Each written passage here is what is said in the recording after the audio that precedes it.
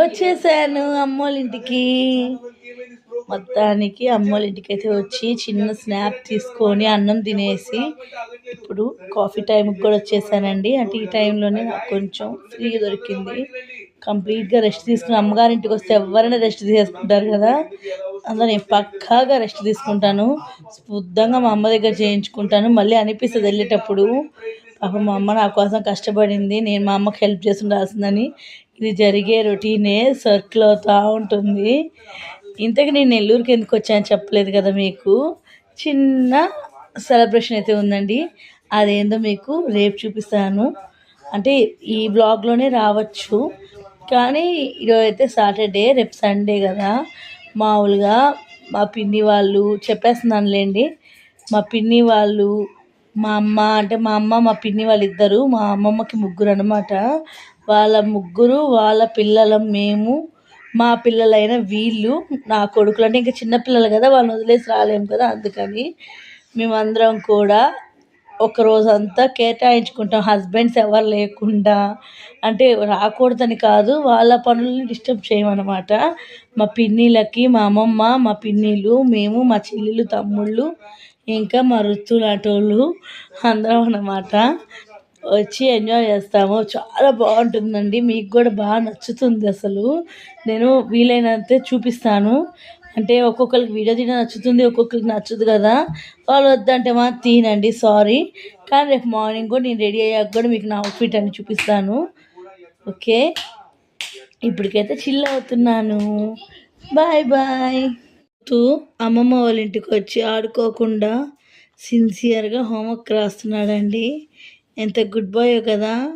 దానికి మా అమ్మ మురిసిపోతుంది అన్నమాట.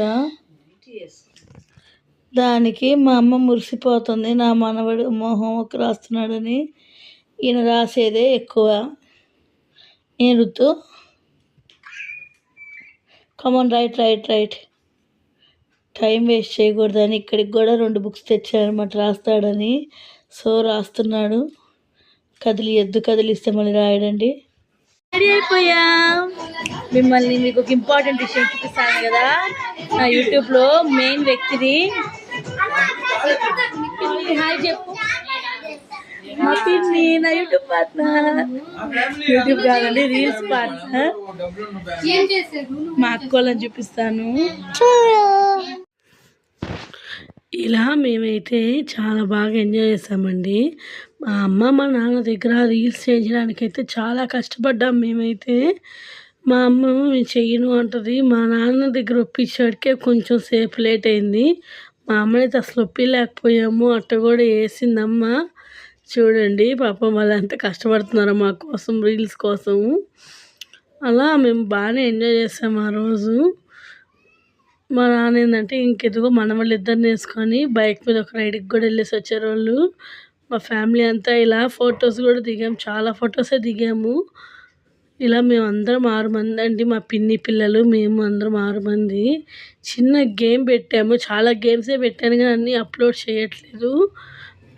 చిన్న గేమ్స్ అయితే పెట్టాము. ఆ గేమ్స్ కూడా చూడండి, స్టిక్కర్ గేమ్స్ అన్నీ మా అమ్మ గెలిచింది.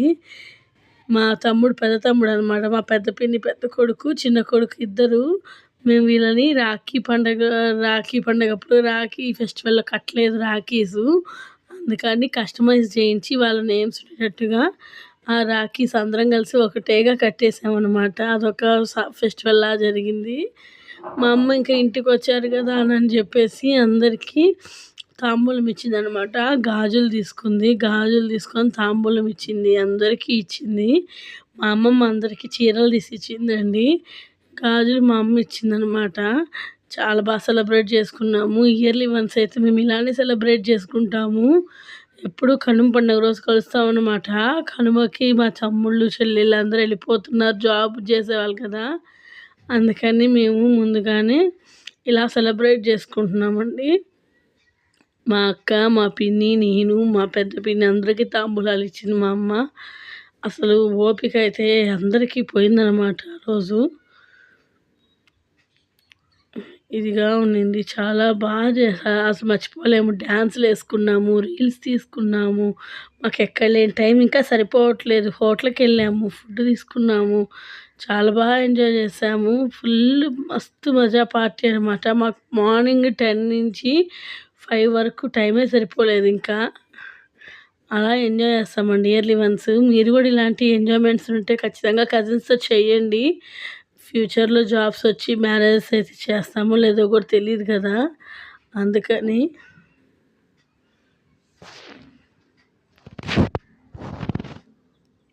మా పెద్ద పిన్ని అనమాట తను. మా అమ్మమ్మ రాలేదు. పిండి వంటలు అందరికీ, కూతుర్లకు అందరికి పిండి వంటలు చేసి ఆమెకు ఓపిక అయిపోయిందండి. లేదు, ఎందుకులే, అందరికి ఇంట్రెస్ట్ ఉండాలి కదా అని పెట్టలేదండి. బట్ మేమైతే చాలా బాగా ఎంజాయ్ చేసాము. ఈ వ్లాగ్ ఇంకటితో ఎండ్ చేస్తుందండి. Thanks for watching. Subscribe to my channel రుత్విక్తో మమ్మీ. Bye bye.